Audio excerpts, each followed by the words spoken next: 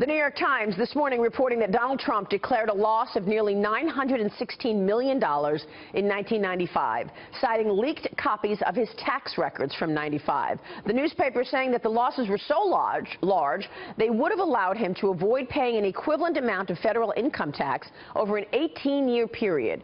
We should also point out that according to the Times, tax experts found no evidence of wrongdoing connected with these returns. Trump tweeted out this morning, "I know our complex tax laws better than anyone who has ever run for president and am the only one who can fix them." Retired Lieutenant General Michael Flynn is an advisor to Donald Trump. He's also the former director of the Defense Intelligence Agency and author of the book, Field of Fight, How We Can Win the Global War Against Radical Islam and Its Allies. General, good to see you. Thanks so much for joining us.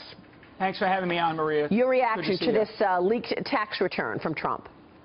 Yeah, I mean, I think what Trump tweeted out was exactly right. I mean, he knows more about taxes than Hillary Clinton ever will. And if you pay attention to what Donald Trump has talked about with tax reform, this is exactly the type of issue that the New York Times won't report on, because his tax reform will actually bring so many jobs and so much opportunity back into this country. This election, Maria, is about the future, and what Hillary Clinton, backed by the New York Times and many in the mainstream media, are doing, which is basically an assault on anything that they can, any dirt that they can dig up on Donald Trump. This is about the future, and what Hillary Clinton continues to harp on is the past and the status quo. Donald Trump is exactly right. He knows more about the tax, the tax situation in this country than she ever will. And he knows how to fix it, and he has a great plan to fix it. There's no doubt that our tax code allows wealthy individuals to offset their income with losses in business, in their business ventures. So there's nothing illegal here, but it doesn't look good. It doesn't look good to hear somebody didn't pay taxes for 18 years, right? Do you think it's going to impact him in terms of voters? No, I mean, especially where it's printed in the New York Times, which, nobody outside of the city of New York or the bubble of Washington, D.C. even reads that journal. So, I mean, it's not going to impact anybody that's already in Trump's camp. And frankly, there's a lot of Bernie Sanders voters that are looking at what's going on right now, and they are starting to jump ship because some of the things that Hillary Clinton has recently said. So this issue is a non-issue. This election is about the future. It's about a positive direction for the United States of America to head, and Hillary Clinton represents nothing but the same old stuff, status quo, and frankly, just these dirty tricks attacks, backed by the media, backed by the mainstream media, and especially the New York Times, Washington Post. I mean, all these. It's just unbelievable to me. And people are sick of it, Maria. General, the broader issue here is that, I mean, I agree with you. He's got a very good economic message. The fact is when you talk about lowering corporate taxes and rolling back regulations, there is every reason to believe that in fact, will move the needle on economic growth. And his plan will, in fact, have traction. She doesn't have an economic message as cohesive as he does. She wants to raise taxes. He wants to cut taxes. So she's got to take him off message. So whether it is his tax returns, the birther issue, Miss Universe, she's going to throw as many things as possible to get him talking about anything he can other than his economic message. That's right. And that's what happened in the debate. But so what? I mean, she's being very effective doing it, General. So how is he going to prepare for the next debate, which obviously is in a week?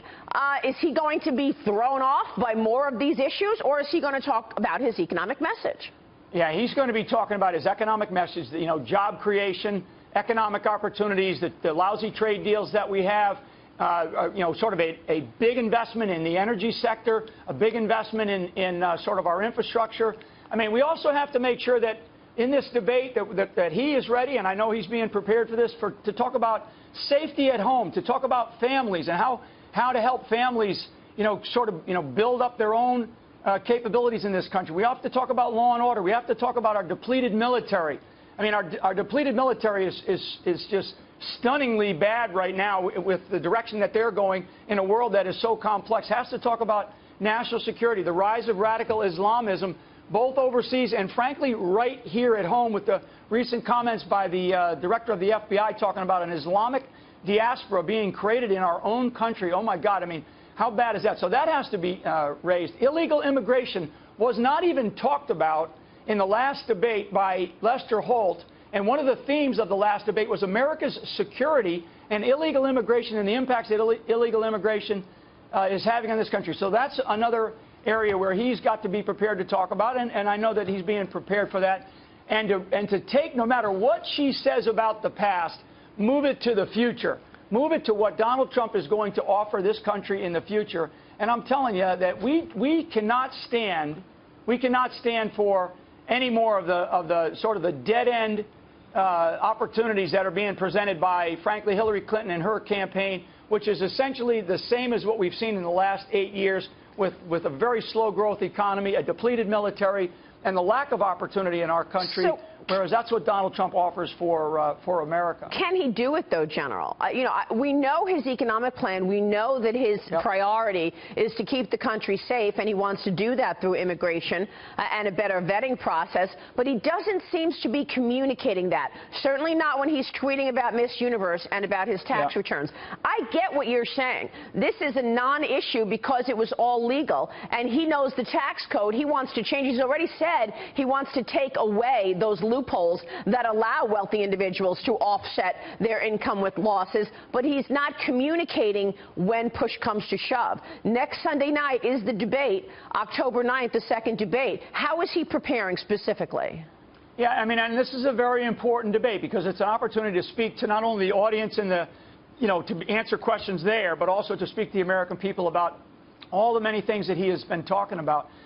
Donald Trump, and I've traveled with him very often and gotten to know him, the big messages that he is talking about to the American public, and they are resonating. I mean, in Michigan and in Pennsylvania yesterday, I mean, you're talking about thousands and thousands of blue-collar workers in places that are heavily Democratic locations that people are showing up because they care about what the future looks like. And so I think in Donald Trump's case, it's to continue on this path this particular week as he heads into this national security debate coming up at the end of the week.